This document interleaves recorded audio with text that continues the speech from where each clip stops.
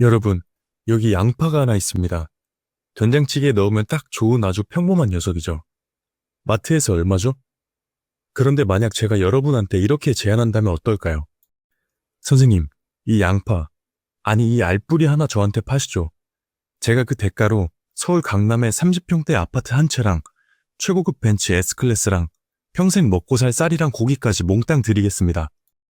미친놈이라고요? 네, 미친놈 맞습니다. 바로 신고하셔야 되죠. 그런데 말입니다. 인류 역사상 실제로 전 국민이 이런 미친 짓을 했던 시절이 있었습니다. 술에 취해서? 마약에 취해서? 아닙니다. 오직 탐욕 하나에 취해서요.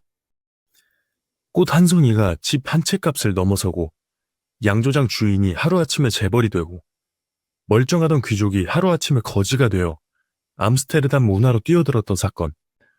오늘 들려드릴 이야기는 경제 교과서의 첫 페이지이자 모든 투기꾼의 조상님, 바로 1637년 네덜란드를 쑥대밭으로 만들었던 튤립 파동입니다. 이 영상을 끝까지 보신다면 장담컨대 지금 여러분이 보고 있는 비트코인 차트가 혹은 급등주 차트가 400년 전 튤립과 소름 돋게 똑같다는 사실에 등골이 서늘해지실 겁니다. 인간의 욕망은 발전하지 않습니다. 그저 반복될 뿐이죠. 먼저 배경 지식 딱 3분만 깔고 갑시다.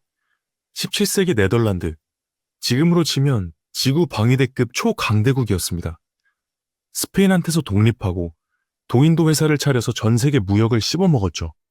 돈이 얼마나 많았냐면 암스테르담 항구에 배가 너무 많이 들어와서 바닷물이 안 보일 지경이었습니다. 졸부들이 돈 생기면 뭐부터 할까요? 자랑을 해야죠. 나 돈 좀 벌었어 티를 내야 하는데 당신 인스타가 없잖아요. 그래서 이들이 꽂힌 게 바로 정원 가꾸기였습니다.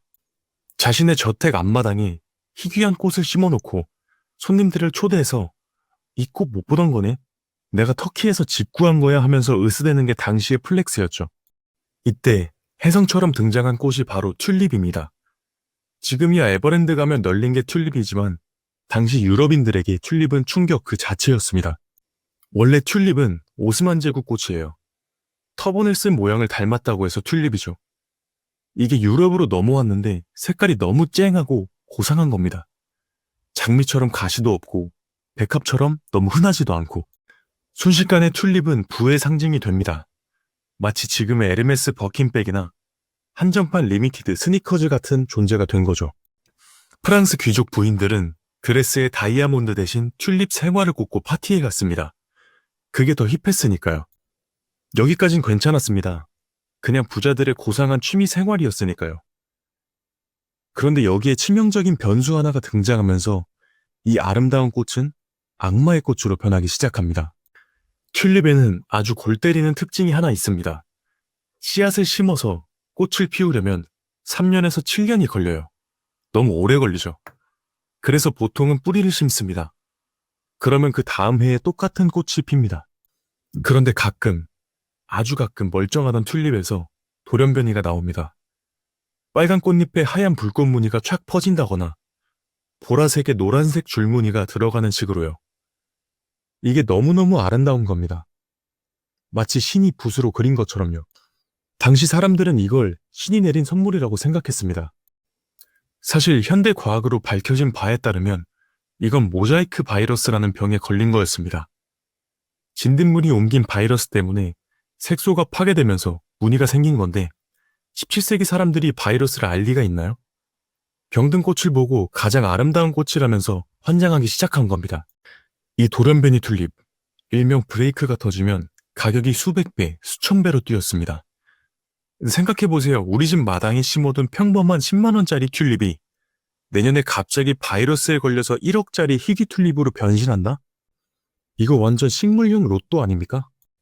이 소문이 퍼지자 꽃을 사랑하던 귀족들 뿐만 아니라 굴뚝 청소부, 하녀, 뱃사람, 농부 너나 할 것 없이 튤립 시장으로 뛰어듭니다.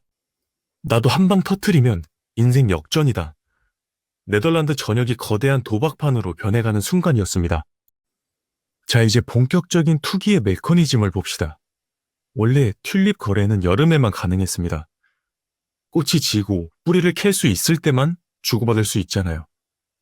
그런데 인간의 욕심은 계절을 기다려주질 않습니다.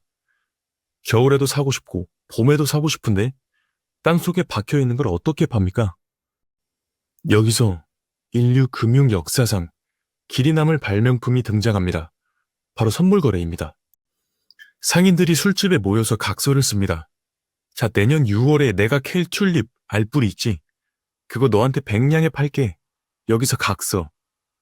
나중에 가격이 오르면 내가 이득, 떨어지면 네가 이득.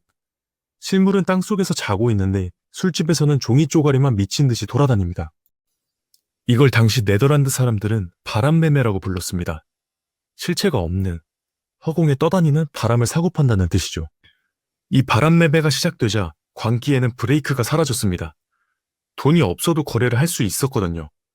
계약금 10%만 내고 나머지는 내년에 꽃 받으면 줄게 하면 되니까요.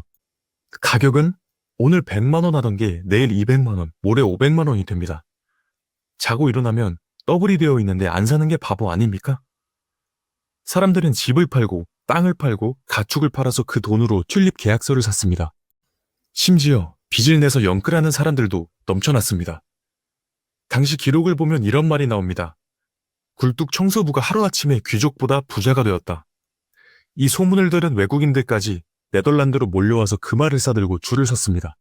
가장 비쌌던 튤립, 전설의 샘페르 아우구스투스 이야기를 안 할 수가 없습니다. 이 알뿌리 하나의 가격이 얼마였을까요?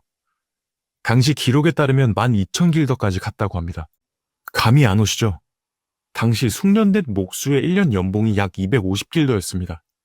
즉, 목수가 48년 동안 숨만 쉬고 모아야 살 수 있는 돈입니다. 지금 한국 돈으로 환산하면 대략 30억 원에서 50억 원 정도 되는 가치입니다. 주먹만한 식물 뿌리 하나가 강남 아파트 한 채 값이었던 겁니다.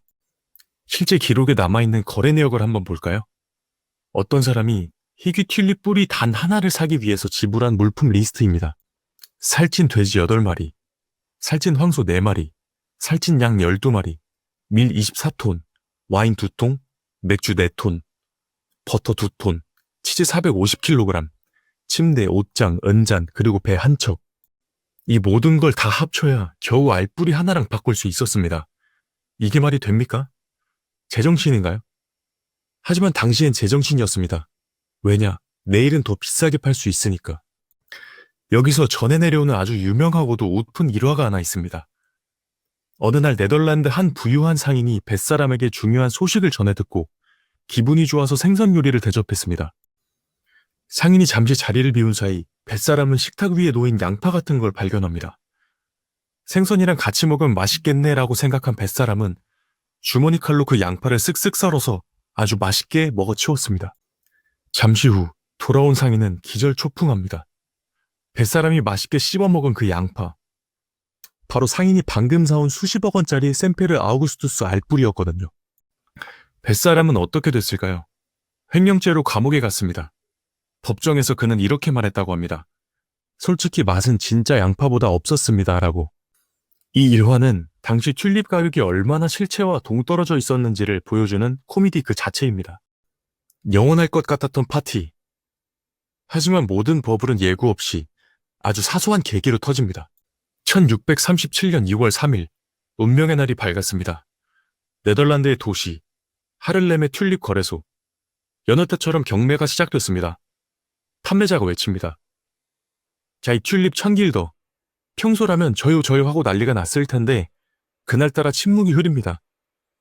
없나요? 그럼 900길더, 800길더. 사람들은 갑자기 서로의 눈치를 보기 시작했습니다. 마치 최면에 걸려있다가 누군가 레드선 하고 손가락을 튕긴 것처럼 갑자기 정신이 번쩍 든 겁니다. 잠깐만, 내가 지금 양파 하나에 집 한 채를 태우려고 했어? 이게 말이 돼? 이 의심은 공포가 되어 전염병처럼 퍼졌습니다. 야, 팔아, 당장 팔아. 매수세는 순식간에 실종되고 매도세만 폭포수처럼 쏟아졌습니다. 가격은 하락한 게 아니라 추락했습니다. 단 일주일 만에 튤립 가격은 99% 폭락했습니다. 5,000길더 하던 게 50길더가 되고 나중엔 5길더. 결국엔 길가에 굴러다니는 양파 가격이 되었습니다. 바람매매를 했던 사람들은 어떻게 됐을까요? 약속대로 1억 주세요. 여기 튤립 드리겠습니다. 사람들은 소리칩니다. 돈 못 줘. 뭐 계약서 썼잖아. 나 파산했다고. 네덜란드 법원은 마비됐습니다. 소송이 수만 건 접수됐으니까요. 정부는 개입을 포기했습니다. 도박빚은 법으로 보호해주지 않는다라고 선언해버렸죠. 결국 수많은 귀족, 상인, 서민들이 알거지가 되었습니다. 화려했던 황금시대의 네덜란드 경제는 이 꽃 한 송이 때문에 휘청거리며 긴 침체기에 빠지게 됩니다. 여러분, 튤립 파동 이야기를 들으면서 어떤 생각이 드셨나요? 옛날 사람들은 참 멍청했구나 하고 생각하셨나요? 글쎄요. 400년이 지난 지금의 우리는 다를까요?